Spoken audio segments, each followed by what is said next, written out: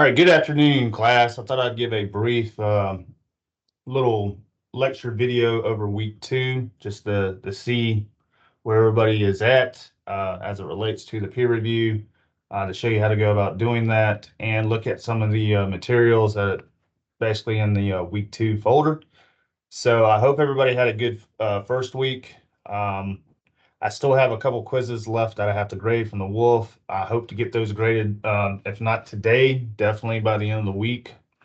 The peer review should really be an easy, I hope, an easy way to pull up if you didn't do so well on that Wolf quiz.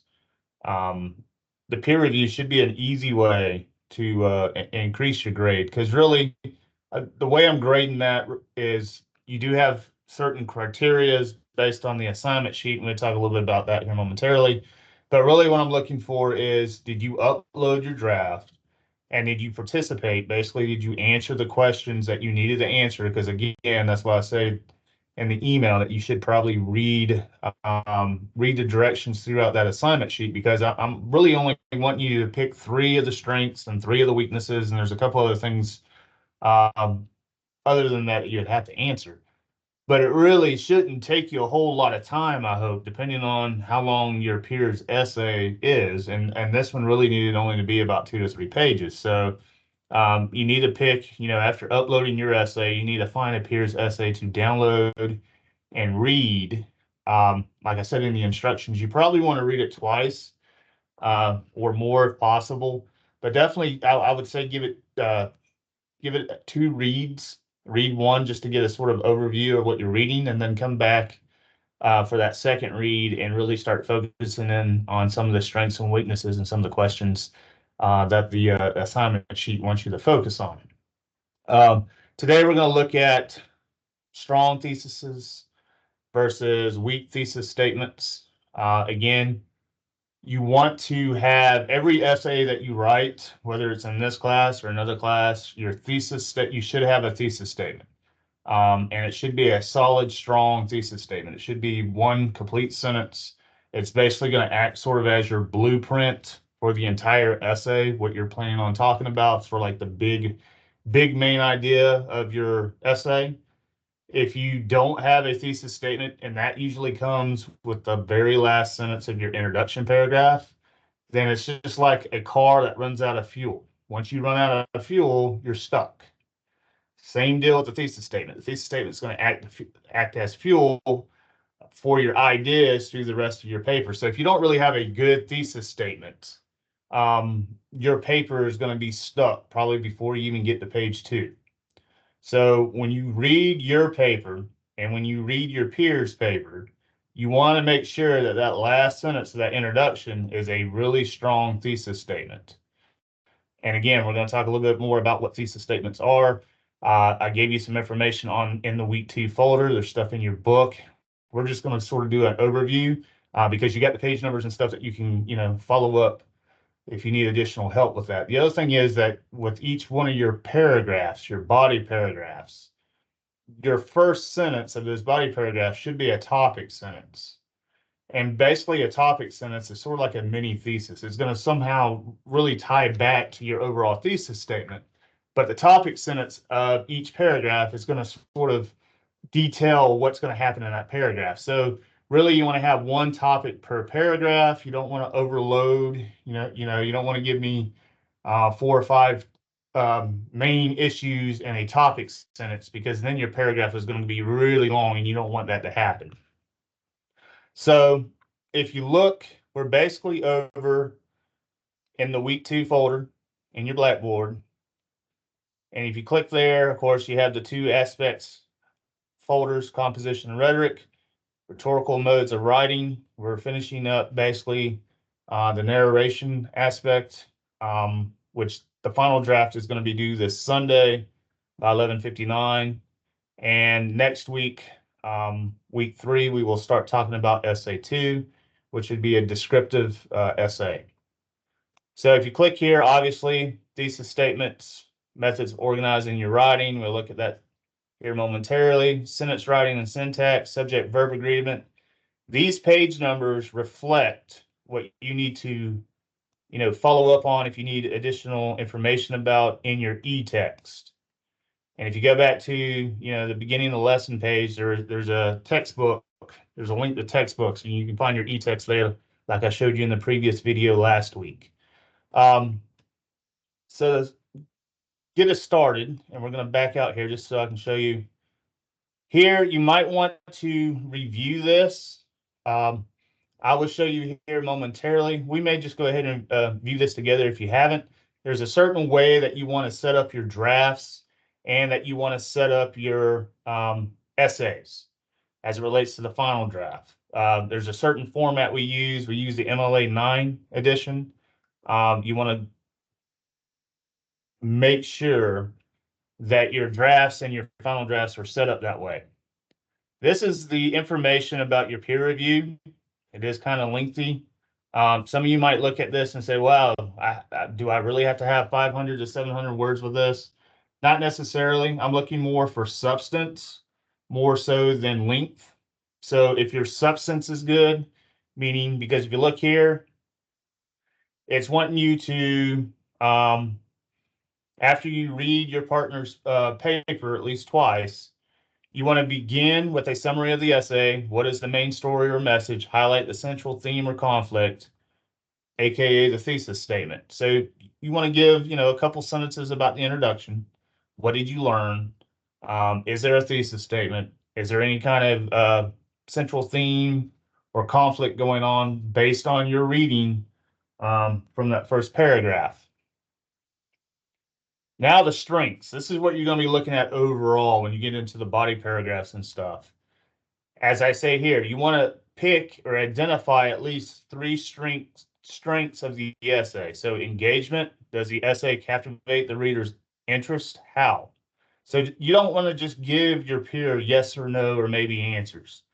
That's not going to help them improve the quality of the work. It's not going to help them improve their grade. Just like if they did that to you, if they just gave you yes, no, and maybe answers, it's not going to help you improve anything that you might need to improve. Clarity. Are the events and characters clearly described? Structure. Does the essay have a clear beginning, middle, and end?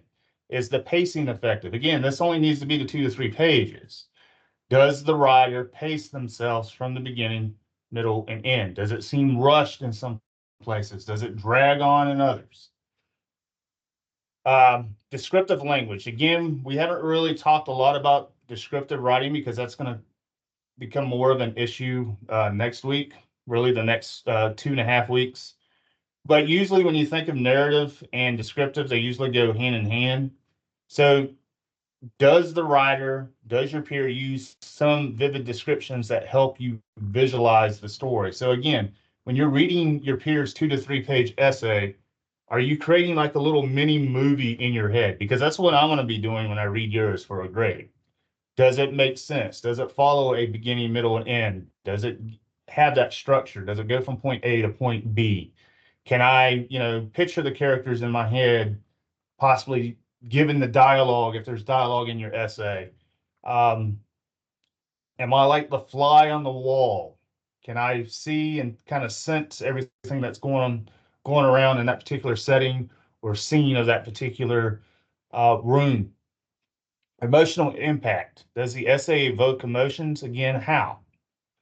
So again, you just want to pick 3 strengths, give a brief sentence or two. That's going to help the reader, benefit from your particular feedback.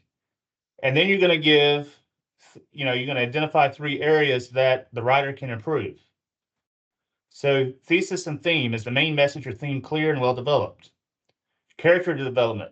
Are the characters well developed and believable? Now, some of you, it may just be you as the character because you should probably be using the first person because this is sort of like a personal narrative. You should use the pronouns I, my, me.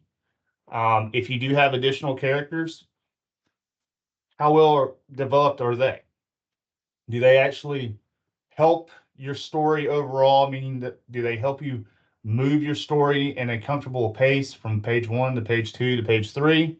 Or do they hinder it? Do they sort of bog it down? So we're not writing a play here. So you don't need to have, 450 characters, which, 335 of them die somehow. So don't think you're trying to do a Shakespearean play. You're not. You're doing a personal narrative where you're telling a story, your personal story based on one of those five topics that you chose from the SA1 topic list. Conflict resolution. Is there a central conflict? Is the central conflict engaging? Is the resolutions satisfying? Coherence and flow. Are transitions between paragraphs and ideas smooth? Does it seem like it's jagged or rushed? Do they use good transitional words or phrases? Again, you can kind of use Google and your e-text to find certain transitional words and phrases that you probably want to use in between paragraphs to connect your ideas to make it seamlessly flow for you in a good way. The last thing you want to check for grammar and mechanics. Are there any grammatical errors, awkward sentences, or other technical issues? Format, do they double space? Do they have a header? Do they indent their paragraphs? That type stuff. Going back to the video above on this page that talks a little bit more about the MLA format. And then again, you want to give some suggestions for the revision. Offer specific suggestions on how the author can improve this essay.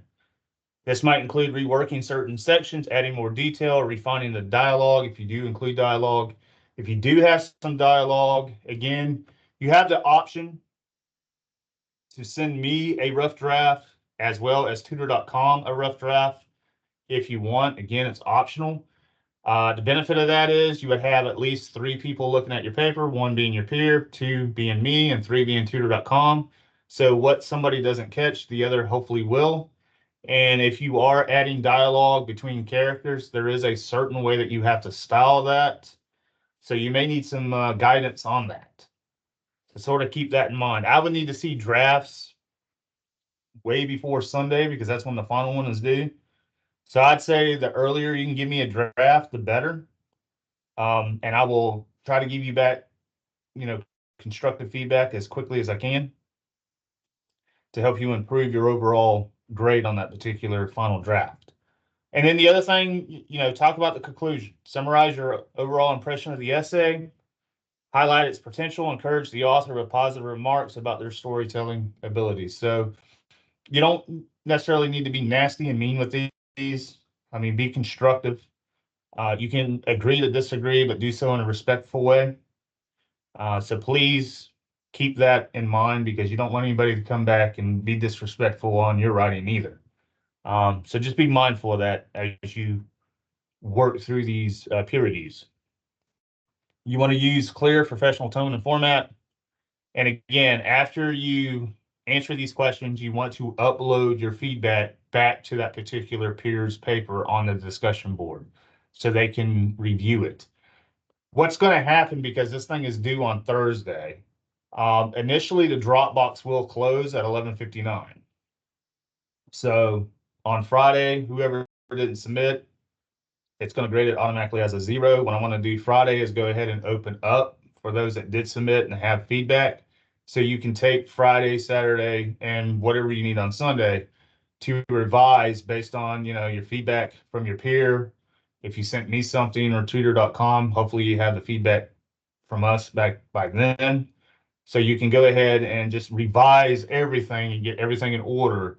So by 11:59 this Sunday, you can upload it and submit that for your final grade. And I hope to have a good bit of those graded as we move along next week. Here's the evaluation really criteria. Each one is 25%. That's sort of how I want to grade your particular peer review on. So it should be, like I said, a really easy 100, I hope, for most folks. Just be wary of the deadlines for the peer review and then also for the final essay. And I give you some tips here for an effective peer review. I'm not going to read through all these. I know you can read this. You probably already have read it. But just be mindful about how to give a constructive, respectful feedback. Here's the SA1 topic topics and directions again in case you need that. I moved that from week 1 to week 2. This is going to be the Dropbox. So this is where you're going to upload your Microsoft Word document and file. You want to do upload files. You want to click on this, the plagiarism tool, because otherwise, if you don't, it may not let you submit it. And then you want to browse probably your local file. And I'm just going to show you one. I'm just going to click on this one just to show you an example. Once you click on that, it really should be a docx or a doc file, and you should have a file attached here, and then you go ahead and hit submit. If there's nothing attached here, when you hit submit, it's just going to send something blank.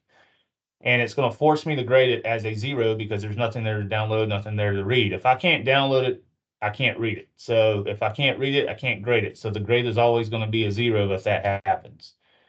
The other thing that you want to kind of keep in mind, if you want feedback, don't save your final drafts as a PDF file. I think a couple of people already did the PDF file for the drafts. In the peer review deal, the thing with that is I can download it and read it, but that's about all I can do. I can't, mark up a PDF file. I can't put comments or suggestions or feedback on a PDF file. So the only thing I can do with a PDF file is just read it and give it a grade. And, so you're not going to get the feedback in case something went sour or south on you. And it's because I can't put any feedback on that particular PDF file. So if you want feedback, I wouldn't recommend that you save any of your writing as a PDF, unless I tell you otherwise. All right, so that's how you would do the Dropbox for the final draft. If you click on this is for the peer review that's going to be due Thursday. As you can tell, there's one person that's already did it. If you're new to the whole deal with the discussion board, you're going to have to create a thread first and then upload your draft. And then you're going to have to sort of wait until there's more people. I mean, obviously right now, if you click here, this is how hers is going to look. Hers is a PDF. Again, the only thing that I can really do is kind of read and kind of give feedback based on what I've read. I can't put anything, I can't mark it up because it is a PDF file. Now, if this person, Miss Howard, wants to go back, you can kind of delete this. You should be able to delete it on your own and upload your rough draft as a Microsoft Word file. That might be easier for folks to sort of download and put comments on. So keep that in mind. I'm hoping as it gets closer that folks don't wait, because again, this is due on Thursday, which is basically 2 days from now. The earlier you upload your draft, the easier it's going to get, for people to start reading it and giving you feedback and comments. And then it'd be a lot easier for you to go back and actually revise, excuse me, revise the issues that you're going to need to do on your particular paper. So you're not rushing over the weekend. Um, okay, let me get back out of here. Let's look at this little video as it relates to the MLA stuff, because this is going to help you format all the essays that we write in here. Hi everyone, I'll be showing you how to format your essay using And I will MLA's 9th edition guidelines, which are be the right newest back. guidelines. So first, your essay needs to be in 1-inch margins all around. So Word and Google Docs automatically have 1-inch margins. If you want to just double check your margins, you can always go to layout. I am in the online version of Word here. If you click on margins, you'll see that normal is clicked on. So next, what you need to do is create your heading. So in the heading, you're going to have 4 components. The first component is your first and last name, and the next portion is your professor's name. So you can start it with doctor if that's what your professor prefers to be called by, or Ms. or Mr. Next, you're going to include your class name and section number. and finally the date. And you want to make sure that you write out the month. So we're going to, if you haven't already, put your essay in double space formatting. So you can just highlight what you have there, right click on it, click on paragraph options, and under line spacing, you're going to choose double. Okay, and then in the next line, we are going to add the title, and under text alignment, choose center, and this is going to be my awesome title. Notice that I am capitalizing the first letter of each word. I am also not changing the font by bolding it or italicizing it. It is the same font and font size as the rest of my essay. I'm going to press enter once just to get to the next line, and then I'm going to change the alignment back to left. And since this is the start of my introduction, I'm going to press the tab button once. Notice that as I type my essay, I am not pressing enter to get to the next line. It automatically does that on its own.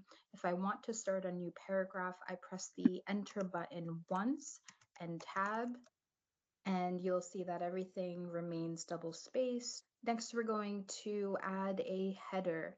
So in order to add a header, what you're going to do is click on Insert, Page Number, and choose the third option, which shows the page number on the right-hand side. And then just type in your last name and add a space. And you don't see it here in the Microsoft Word online version, but if you print preview, you should see it there. Okay, and let's say you have to add a works cited page. In order to do that, you're going to insert and click on page break. And what that does is it allows you to start something new on a new page. So we're going to type work cited if we are only citing one work. If it is multiple works, then you pluralize that. We're going to highlight this and center it. So I'm going to click on home and center align. I'll press enter once, and this is where I will then go back to left align and insert my sources. I've inserted a citation here, but it needs to be formatted. So first the font needs to match the rest of my essay. And I'm actually just going to highlight everything and change it to Times New Roman 12-point font, since that is what I always tell my students to use. Next, with this highlighted, I'm going to add a hanging indent. So highlight your citation, go to paragraph options, and under special where it says none, click on that and click on hanging. All right, and then the final thing we need to do is again right click under paragraph options. For line spacing, we're going to click on double. So everything in your essay, including the works cited page, needs to be double spaced. Now, if you want to do all of that in just a few seconds, what you can do is go to New and look for the MLA style paper. So it's already a template. Now, unfortunately, it says that it uses the MLA 7th edition, but a lot of it is pretty much the same. You can see here that it has your name, the instructor's name, the course name, the date, etc. And all you have to do is click and replace all of the containers. And that way you know that the formatting is correct.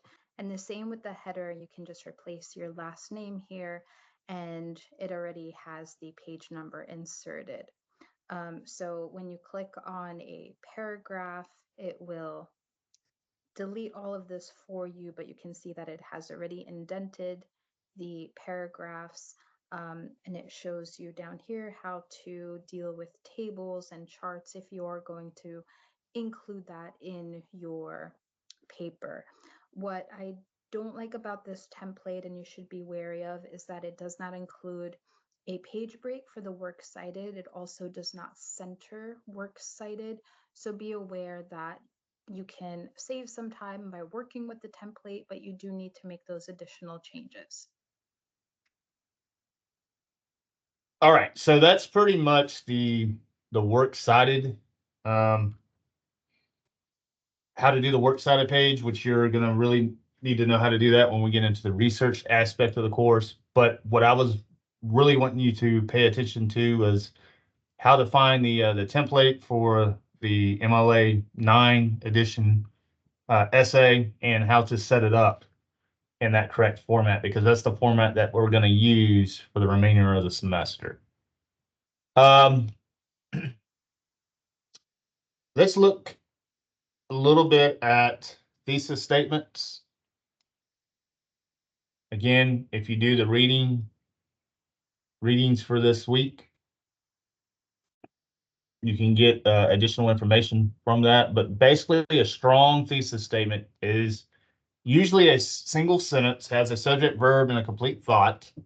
It's at the end, again, of your first paragraph, which would be your introduction paragraph that presents your argument to the reader. Basically, your main idea of this 2 to 3 page paper or a 9 to 12 page paper, whatever the length of the word count is going to be. The rest of the paper, the body of the essay, gathers and organizes evidence that will persuade the reader of the logic of your interpretation. The thesis statement is the roadmap or the blueprint. Again, sort of like the gasoline, directing you as you write it and guiding the reader through it. Weak thesis statements have these qualities. Make no claim. There's no point to them. There's no story there. There's no central idea or theme. Are obviously true or a statement of fact, right? First president of the United States was George Washington. Well, that's true. That's a statement of fact. That doesn't tell me nothing because there's no argument there. Restates conventional wisdom. Offers personal conviction as the basis for the claim and makes an overly broad claim. So you want your thesis to be not overly broad. You want it to be rather narrow in the approach. This is one way, since you're dealing with narrative writing, this is one way that you can kind of set up a particular thesis statement as it relates to a narrative essay. As it says here, the narrative thesis introduces the subject or topic of the narrative and emphasizes the overall significance of the events described in the essay. So the example is, the day that my first child was born was a significant event in my life because it drastically changed my perspective on personal responsibility. So again, you can kind of use this little formula, right? You can put your topic, your event, your subject was a significant event because, and then you can give three reasons if you want to. At some point, though, as we move later in the semester, you want to get out of this whole deal with the three-prong theory, which is basically what this is, because each one of these should represent, body paragraph 1, body paragraph 2, body paragraph 3, so on and so forth. So you want to be careful that you're not using this, for the research paper or any of the longer papers that we're going to do later in the semester. For the narrative, this particular approach would work, but you want to be careful that you're not using this as a crutch so much or get too comfortable with it. The other thing that you want to kind of keep in mind is, since it is a narrative, you should write in chronological order. It's a organization pattern that organizes information according to the sequence of time. Each section or paragraph represents a certain moment in time, and the subpoints can explain the important events that occurred within that moment. Again, as it says here, this pattern is especially beneficial when writing a historical essay or a biography or a personal narrative, which is what you're doing with essay 1. The other thing is, you probably want to keep your verb tense in the past tense, because you're talking about something that happened yesterday, not necessarily that something's happening tomorrow or today, because again, you're telling a story. We will look at some of these hyperlinks here momentarily, because this one deals with strong and weak thesis statements. We talk a little bit about that. This one's going to deal a little bit more when syntax and structure. of writing, and then of course our grammar concept, subject-verb agreement, which really with the subject-verb agreement, we may start there first. There's several rules that you need to kind of know, but the sort of the main two rules to keep everything sort of straight for you is if you have a singular subject, your verb needs to be singular because they need to agree in number and gender, that type deal. If you have a plural subject, then your verb needs to be plural. Where this is going to be dicey and a little bit, itchy for some folks will be the English irregular verbs. And I will show you a list of those because there's a lot of them. Because they change in spelling a lot of ways, a lot of times, depending on which tense that you use them in. So those, when it comes to the irregular verbs, will be probably kind of problematic to some when it comes to the subject-verb agreement. Again, if you're using Microsoft Word, use the editor, use the spell check and the grammar check because a lot of times it will sort of flag if there's some issues with subject and verb agreement. If you're using Grammarly, I would use that because sometimes that will flag it as well. Other times you may just have to kind of know or realize that you're dealing with an irregular verb, that the spelling's going to be different. And, you're just going to have to use your own head and use, whatever notes, whatever the information you read in the book, whatever you found online to kind of help guide you through. Because sometimes even Grammarly will tell you to change stuff and it could really want you to change it to make it wrong instead of making it right. So just be weary about what they flag in both the editor and on Grammarly. So let's look. I have a little game here that makes a whole lot of sense with both of those rules that I talked about with the subject-verb agreement. So we will sort of start with that first. And basically what you need to look at is you need to locate your subject of your sentence. And then you need to figure out, okay, which verb would fit there. So we is our subject, and it's more than one. So again, this is plural, so we need a plural verb. A lot of students think because it has an S, it has to be plural. Not with verbs. They get confused between verbs and nouns. When a noun usually has an S, it's plural, unless it's like a pronoun or something. So here, be, live, would be the plural verb that we're looking for here. So we click there, and obviously we got it right. We're going to move on to the next. So I blank curry for my dinner. So a lot of times if you say these out loud, you can also kind of hear it. I want curry for my dinner. I want curry for my dinner. Well, B just doesn't sound correct. So it would be A. The boys blank video games. Again, the boys is the subject. It has an S in this case because it's a noun. That means there's more than one. So you could, again, read out loud. The boys play video games. The boys plays video games. Well, it's play because, again, it's plural subject needs a plural verb. So we don't need this S here after Y because that wouldn't make it singular and not plural.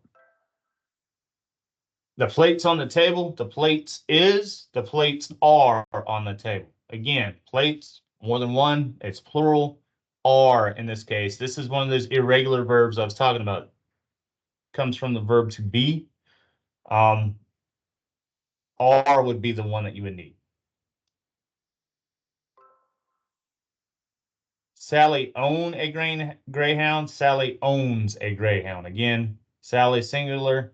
This verb has an S. It makes it singular, so it's going to be be. My sister blank in a school. My sister work in a school. My sister works in a school. Again, in this case, this is just one sister. It's singular. We look for the verb that has the S in this case. These are regular verbs, so it would be be. The police officer blank was helpful. The police officer were helpful. Again, there's only one police officer, so we have to go with the verb that is singular. This case was, again, this is coming from a conjugation of the verb to be in the past tense. If it said police officers with an S here, then we would pick be were. But in this case, since we're just talking about one, it's going to be A was. The learner's blank happy that the course is going well. The learner's is happy. Well, again, learner's more than one learner. Is singular. So we're talking about more than one. So in this case, it would be are happy that the course is going well. Our cousins live in Canada. Our cousins lives in Canada. Again, our subject is cousins. It's more than one. We need to find a plural verb. This one has an S, so that's going to be a singular verb. So B is out. It has to be A. And then last, the lesson in class finish soon. The lesson in class finishes soon. Again, lesson, one lesson, right? It's singular. We're not going to use a plural verb, which is A. The spelling in this changes because it's just not finish, right? This SHS, it's ES. So again, this is singular. B is the correct answer. So you can kind of go through the textbook a little bit. There's some more examples and exercises there if you think you need additional help. To look for the English irregular verbs, I would go to Google and type in irregular verbs and either put a list or put PDF. You're going to probably have a lot of pages.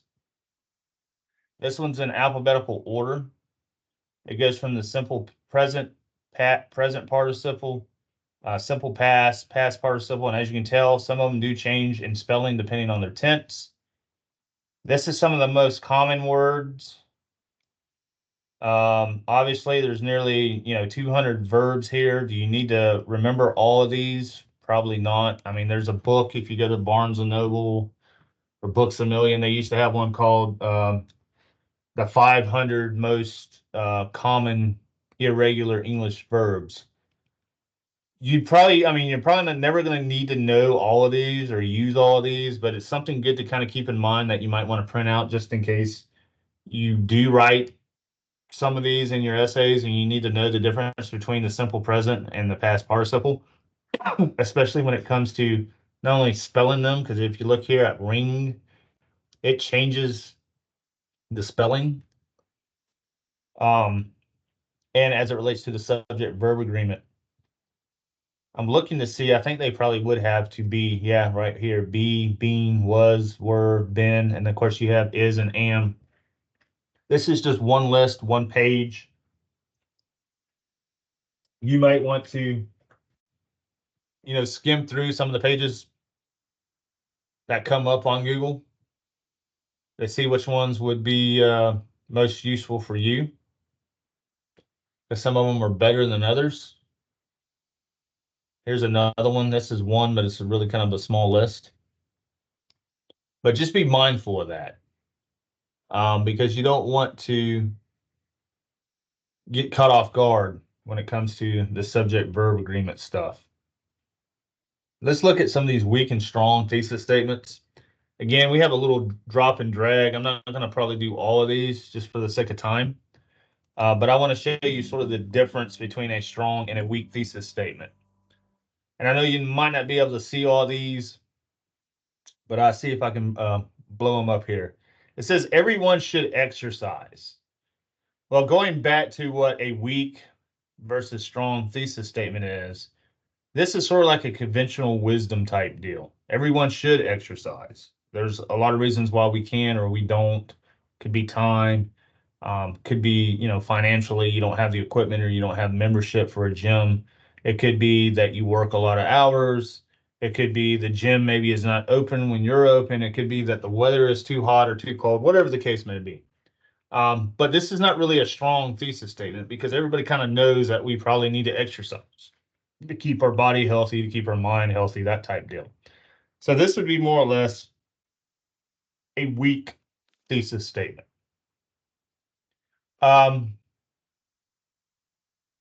Here's another one that could be an example of a weak thesis statement. All retirees should relocate to Florida. Again, this is more or less like a personal observation. There's no argument there. You can't really challenge that. What's the difference of, having them go relocate to Florida compared to relocate in Louisiana or New Mexico or Idaho? So again, this is going to be an example of a weak thesis statement. Let's look at something. Let's look at some that is really going to be a strong thesis statement. Reading develops a child's mind by fostering comprehension skills, increasing vocabulary, and exposing them to new words they may not otherwise encounter. So yes, this is really, it's narrow to the point. There's 3 or 4 things that, have, when this particular writer develops the essay, they're going to focus on those things that they mentioned in the actual thesis statement. And they're going to use their paragraphs and topic sentences and examples throughout those paragraphs to tie back into the main idea, which is this thesis statement. So this would be a strong one. World hunger has many causes and effects. Okay, yes, we kind of know that. Again, it's sort of conventional wisdom. It doesn't really go beyond that. You're not really challenging anything just by saying causes and effects. What are some of the causes and what are some of the effects? You could at least mention that in your thesis statement. So this is an example of a weak one.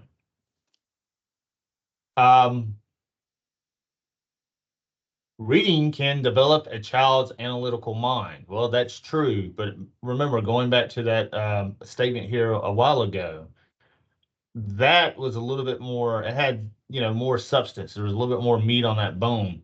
It was narrow. It was, we had a sort of a clear blueprint about where that particular writer was going to go. This is a little bit more overly broad. So you want to be careful about being too general. Most people realize that if you do read and read enough and you read enough of the good stuff and you start earlier, it will develop the analytical mind for a child, the critical thinking skills. So this would be considered a weak thesis statement. And again, even the weak thesis statements, they are grammatically correct. They do have a subject, verb, and complete thought. The spelling's correct. The punctuation's correct. It's just, it's a weak thesis statement because it's going to be hard. So let's say get a 3-page paper based on everyone should exercise. Okay, so what? And a lot of times that's the question you should ask, especially when you read your thesis statements in your essays as well as your peers. Ask the so what question. You can't really answer that so what question rationally, logically, then chances are you and your peer probably both will have poor or weak thesis statements. And your grade's not going to, improve with a poor or a weak thesis statement because, again, basically, you're just going to be writing for the sake of writing because you're not taking me anywhere. You're not going anywhere with this particular essay if you don't have a strong thesis statement. So your paper is going to run out of you're basically going to run out of ideas by the time you get to page 2. And probably about the highest grade you can make with a really poor or weak thesis statement, maybe a 70. That's if you get everything else right. Chances are most students that have weak or poor thesis, or sometimes if they don't even have a thesis statement, their grade is going to be a D or lower right off the bat. And usually I just stop grading after that first page because I just know it's not going to go anywhere. There's no sense in me to grade, 3 pages when you got a poor, weak, or missing thesis statement.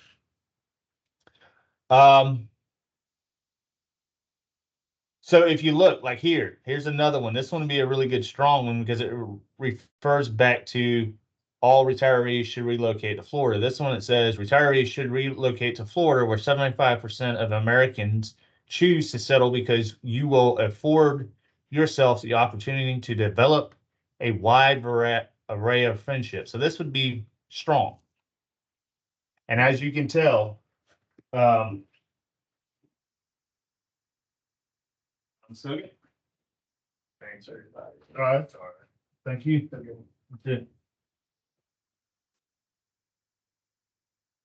Some students think that if just because the thesis statement is longer, that it has to be better or stronger, and sometimes that's not the case. So be careful. Your thesis statement does need to be at least 1 sentence in length.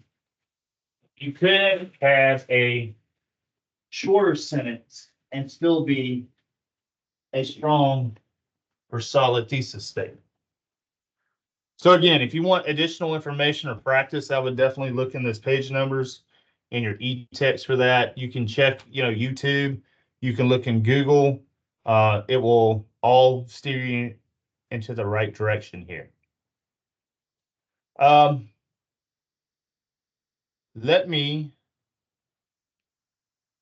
look at the syntax and the structure real quick, and then we can probably call it a video here.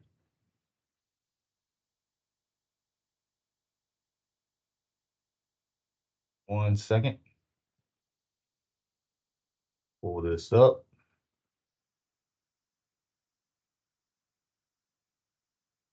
Okay. So a lot of this on this particular sheet, I'm hoping is sort of review. You've heard of maybe at least you've heard of grammar, punctuation, spelling, that type stuff. You might have heard of diction, which is word choice, right? Are you using the precise or the accurate or right word? Syntax is usually it deals with sentence structure, should be as concise as possible. So again, good writing is clear and easily understood by readers. That means the following elements of writing must be used effectively. Um, so you use syntax, you use diction, you use grammar, spelling, and punctuation, style, tone to help your writing become not only effective but clearer when you communicate. There's certain rules that you want to, kind of keep in mind as you write essays. Generally, and this is going to be more of a thing as we move forward, not necessarily for essay one because you're going to be using the past tense for the most part. But they generally want you to use simple present tense consistently when describing someone's written statements. And I give you some examples here.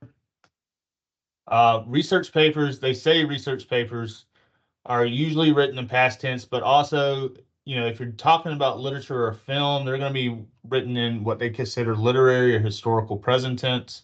Again, as we get closer to July and we start talking about that longer research paper, you're probably going to use more of that historical present tense. So they give you an example. In another article, she is saying, or she said, and here they just want you to say, this is better. In another article, she says, because again, unless you know the author is already dead, you want to sort of assume that the writer of a particular book or a journal article or a website is still living. So that's why you want to use present tense. The other thing is, and I'm probably going to see this in drafts, to maintain a formal style, academic style in writing, you want to avoid contractions. So you want to spell out contractions. It gives you two words instead of one. Now, if you've got characters doing dialogue and you have quotation marks around that dialogue, then you can kind of use the contractions there. But otherwise, I would go ahead and just spell them out because, again, it looks professional, looks formal, looks academic. If you're worried about the word count, it will give you at least 2 words per contraction usually. So you might want to go back as you read your own paper and as you use your peers and sort of highlight the contractions so they can go back and sort of spell them out. The other thing that you want to avoid in academic writing is to not write using second person, you or your. You want to use either first person or third person. So again, if you go through your paper and your peers and you start using the word your or you want to highlight that and make sure that you change it on your end to either first or second or third and let your peer know that they need to change it as well because you will be losing points if you're using contractions and if you're using second person. You want to be careful of using qualifiers too much. Words like pretty, little, rather, somewhat, very kind, kind of. Go easy on the use of very. Again, you can go and create look at Google for a list of English qualifiers. The deal with that is too many people use them for fluff, for filler, because they at this point now they're worried that they're not going to have enough words to make page 2 or page 3. So they start using all these qualifiers. And usually the example I give is can somebody be somewhat pregnant? You either are pregnant or you're not pregnant. You can't be somewhat pregnant. That's sort of like halfway in the middle. So be careful. A lot of students overuse these. Um, it's okay to use them a little bit here or there, but when you're starting to use them about every sentence, it gets kind of tiresome in a lot of ways. And it really just deadens your writing. Go easy on the superlatives as well. Avoid a lot of the adverbs, the li verbs, lastly, firstly, secondly, overly, thusly. When you refer to a person, you want to use who or whom. Anything else, inanimate object, a chair, radio, animals, you want to use that. You want to avoid wordy phrases. Again, you might want to look up on Google to see a list of wordy phrases because we all like to use wordy phrases in conversation and speech, but in writing, academic writing, you really want to sort of avoid using too many of those because again, it's just going to make your writing look longer, and you may think it makes you look smarter. It just, I mean, over time, if you can cut out all the wordiness, you can get to your point a lot quicker.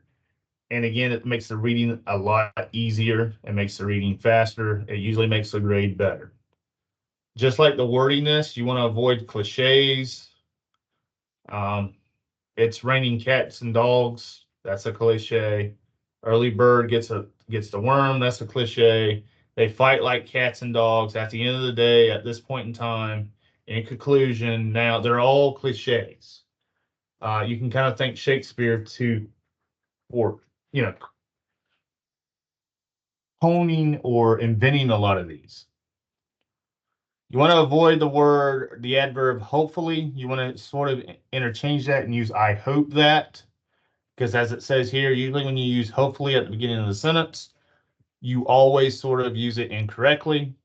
You want to be careful about using very unique, most unique, because it says unique is by definition without comparison. Sort of goes back to can you be somewhat pregnant? You want to state ideas as much as you can in a positive form. You also want to avoid hyperbole, which is exaggeration in a formal style. You want to make sure that you're using the apostrophe correctly. We will talk a little bit more about that later on in the semester. Grammarly and Microsoft Editor usually picks up on those really well. Be careful about beginning sentences with weak subject-verb combinations, meaning you don't really want to say there is, that is, this is, or it is, because you don't really have a noun that follows before the verb. So like where it says here, there is one famous poet. That's kind of a weak way to start your sentence because you can just cut those two words out and just start with one famous poet. Again, a lot of students like to do that because it gives them two additional words to fill, right? Don't do that because it's just going to make your sentence start off and sound weak.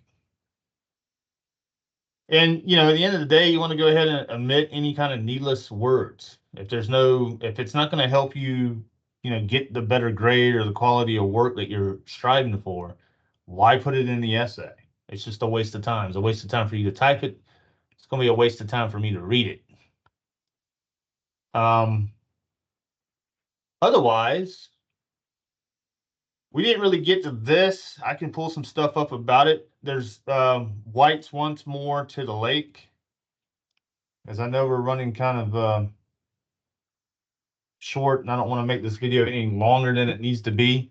There's no questions to it like there was last week. It's basically sort of giving you another example, another professional example of an author who did a narrative piece. So if you read the Wolf piece, you got a shorter version. This one's a little bit longer. It's about 6 pages. Um, Probably a little bit longer if you double spaced it. It's a fairly quick read. Some folks I know in my other classes had some issues with the Wolf piece, and it's because she's using a lot of that stream of consciousness writing. That sometimes you got to kind of read her stuff over a couple reads to really get what she's getting at. Um, E.B. White, he's the guy that wrote Charlotte's Web, so some of y'all probably watched and read that at some point. Especially if you had kids, you probably watched or read it maybe recently. But it has a lot to deal with like internal conflicts. There's a lot of themes in there. that you can kind of maybe relate to. There's a lot of sensory details that sort of get us more or less sort of like a prelude to week 3 and week 4 when we talk about descriptive writing. So what I may do is sort of save and talk a little bit about White's piece a little bit more during week 3. Unless y'all have any kind of questions for it, you can email me about it, and I can kind of address it. But otherwise, it's just there sort of as another example. There's no quizzes or questions that you got to do, even though at the end there's going to be some questions on that particular site that you click on. You don't have to answer them. They're just more or less for you to, for your own benefit of reading comprehension. But the main thing this week is going to be the peer review that needs to be due by Thursday. And then your essay 1 final draft, the one that you want me to grade, is due this Sunday. Otherwise, I hope everybody has a good rest of your week. Enjoy Memorial Day. I know that's Monday. It really doesn't impact us so much because we're fully online. We will still have stuff, week 3 to do. So week 3 should be opening up if it hasn't already. So you can go ahead and get a head start if you want to on week 3, so you're not having to do so much. But remember, if you do have in-person classes that meet on Monday, you won't be meeting at a campus because we're going to be off for that particular holiday. All righty. Well, I hope everybody has a great rest of your week. Please let me know if you have any other questions or issues or problems, and I will see if I can address them in a timely manner. Otherwise, I hope to have another video about this time next week or so. Have a good one.